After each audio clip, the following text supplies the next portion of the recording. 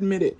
It's like, okay, if I give you a soda every day when you ask for it, that's okay. Like, I'll give you, every time you ask me for a soda, I give it to you.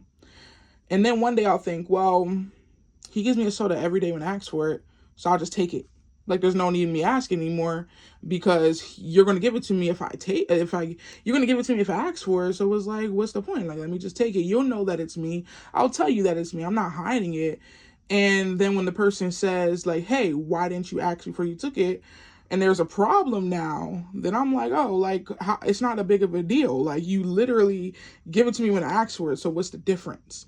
And it's like, okay, that makes sense. But at the same time, it doesn't matter, because if the roles were reversed and somebody was taking your things in any type of situation, you wouldn't like it. I hate it when people take my things.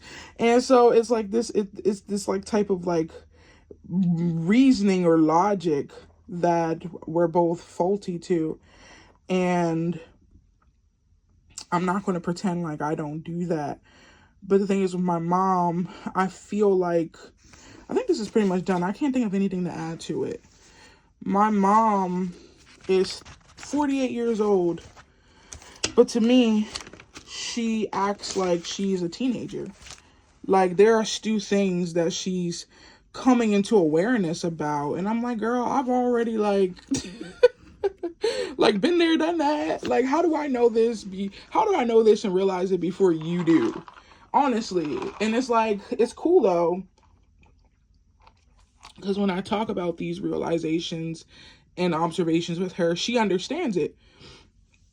But the thing is that she'll be like, oh, I just realized that, like, when I get upset, I have to leave the room because I'm gonna start saying things. And I'm like, duh. Like, you're allowed to separate yourself from an emotional situation, because we all know that we don't act the same, when our emotions.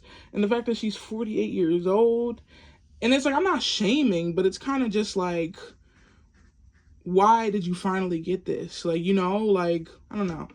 And so I think that has to do a lot with her being in survival mode for so long, because she started getting pregnant when she was like 20, 21.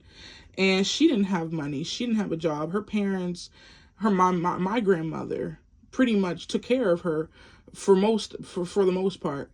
And then my mom ended up getting married to my dad, because not because of love, but because she was going to be able to be free from her mother and that environment, even though it was just a Christian environment.